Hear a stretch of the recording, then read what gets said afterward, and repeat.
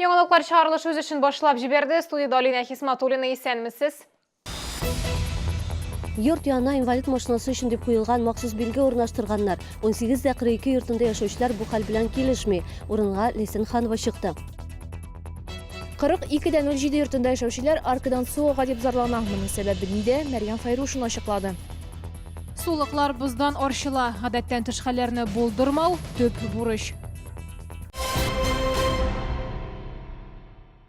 Инвалидлар өчен машина кую урыны дигән юл билгесе шәһәрдәшләр арасында конфликт тудырды. Аны Зәп бистәсендә 18-42 йорты янына әле күптән түгел генә урнаштырганнар.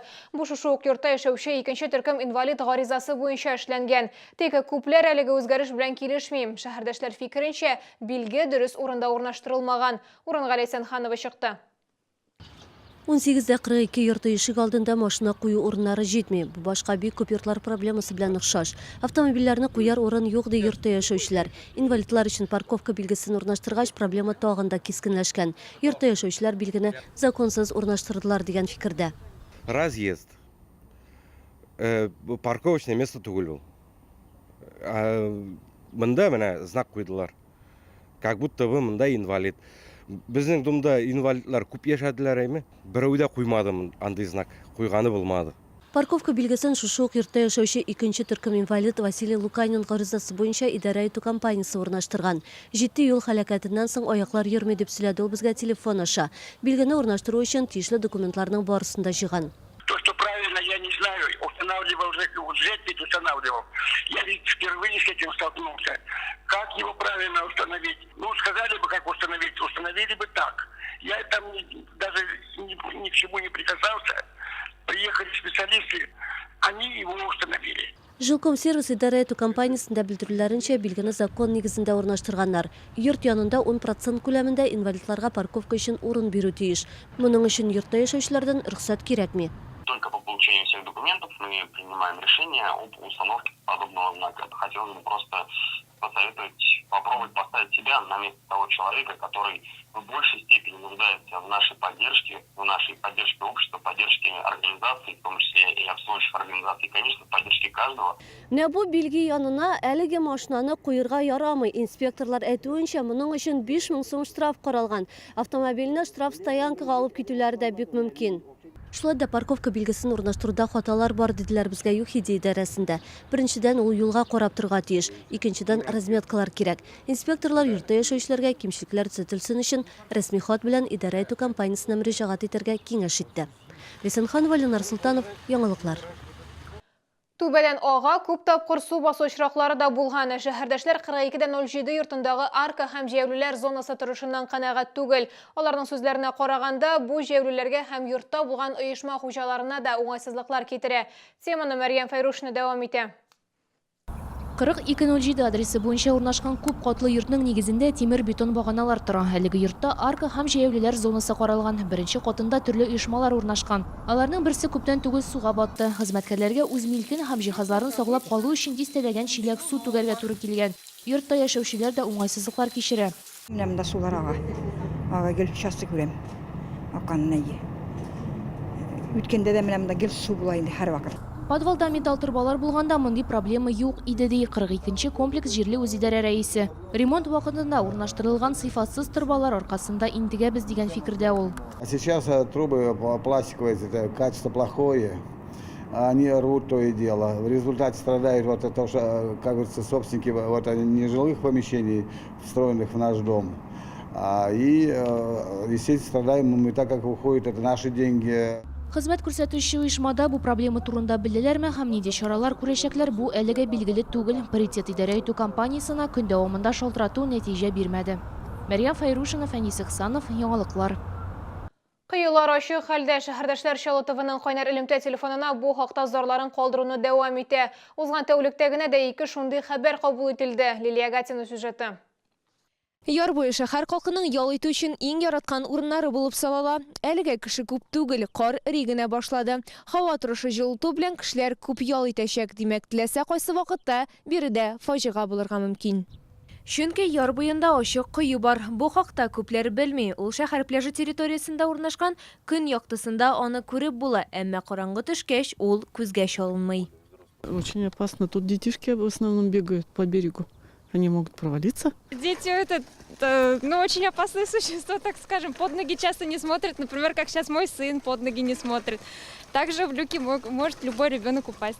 Мэрия матбугат хезмәтендә әлеге кое турында безнең иҗат төркеменнән белделәр. Хәлне тиз арада төзәтергә вәгъдә бирделәр, әмма бу куркыныч хәлдәге коелар белән бәйле бердән-бер очрак түгел. Чираттагысы Зәп бистәсендә, ул Сарман трактындагы 17нче йорт янында урнашкан. Шәһәрдәшләрнең сүзләренә караганда, кое авария хәлендә. Ну, это неправильно. Новый комплекс, дома, вот так вот, если днем, скажем, может, и увидишь, а вечером будешь ехать, и колеса нету.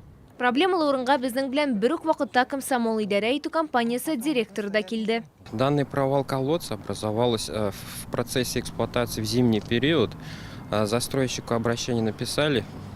По гарантийному письму они обязались в благоприятные погодные условия это устранить. А ограждение будет установлено незамедлительно. Проблемалы урынны койма белән әйләндереп алдылар. Койны бер үк тәүлек эчендә төзәтергә ышандырдылар. Лилия Гатина, Сергей Вильданов, яңалыклар. Біз қозғалды. Бу хәл быйыл узган ел белән чагыштырганда 2 атнага алданрак ди гадәттән тыш хәлләр министрлыгы белгечләре. Агыйдел, елгалары, Чаллы һәм Тукай районнарында сулыклар боздан арчылган инде. Иминлек өчен куркыныч вакыт җитте дип кисәтә кеше көймәләр инспекциясе хезмәткәрләре. Бәхетсезлек очракларын булдырмау максатыннан инспекторлар сулыкларда рейдлар оештыра. Мәктәп бакчаларда балалар белән әңгәмә һәм лекциялар үткәрә. Лесен Ханова дәвам итә. Было зафиксировано 2 провала людей, также выход на лед детей. Кеше көймәләр инспекциясе хезмәткәре Эдуард Салиев әйтүенчә, боз киткәнче куркыныч вакыт санала. Кеше санаулы мизгелләр эчендә суга төшеп китәргә мөмкин. Су исә бик салкын, кеше шок хәлендә кала, аны кул-аяклары тыңламый башлый. Практически все мелкие водоемы на территории города и Тукайского района уже открыты. Вода от Нижнего Бефа до Нижнекамска тоже открытый водоем. У нас единственное водохранилище пока стоит, но я думаю, это дело нескольких дней. Водохранилище уже откроется. Боз китү чорында инспекторлар рейдларын тагын да көчәйтте. Ярбыларында аңлату эшләре артык түгел. Мен белән Аллага шөкер мондай ситуациялар булган юк. Чөнки безне мәктәптә дә укыталар иде. Аннан соң шулай профилактика эшләре алып баралар. Мондай вакытта алданып бузга чыгарга ярамый. Бу көннәрдә мәктәп бакчаларда да инспекторлар тарафыннан лекция әңгәмәләр даими оештырыла. Практически каждый день у нас нагрузка на каждого госинспектора составляет около 5 школ и детсадов. То есть мы с детьми ведем лекционную работу, беседы по поводу правильного поведения их при посещении природных водных объектов. Яшүсмерләр бозга чыккан яр буенда балалар уйный. Бу көннәрдә мондай хәбәрләр 112 хезмәтенә көн саен кабул ителә. Инспекторлар тагын бер кат ата-аналарның үз балалары өчен җаваплы булуы турында искәртә. Лесен Ханова, Ленар Султанов, яңалыклар.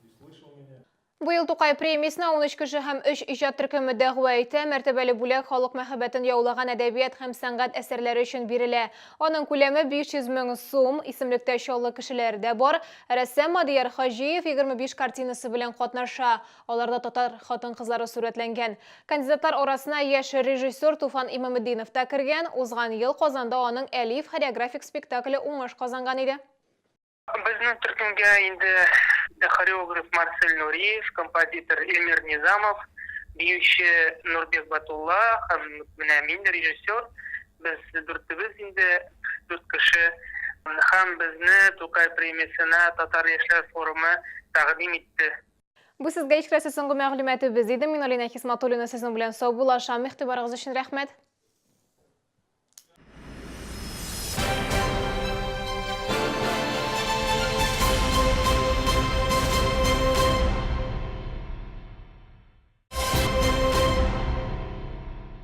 Приглашаем на выставку «Стройэкспо Татарстан» с 17 по 20 апреля в выставочный центр «Экспокама», Оргкомитет 470102.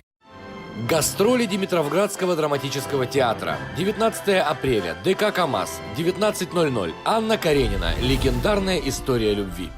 Модная женская одежда из Беларуси. Новая коллекция «Весна-лето 2019». Скидки до 25%. Белорусская мода. ТЦ «Грин», 2-й этаж.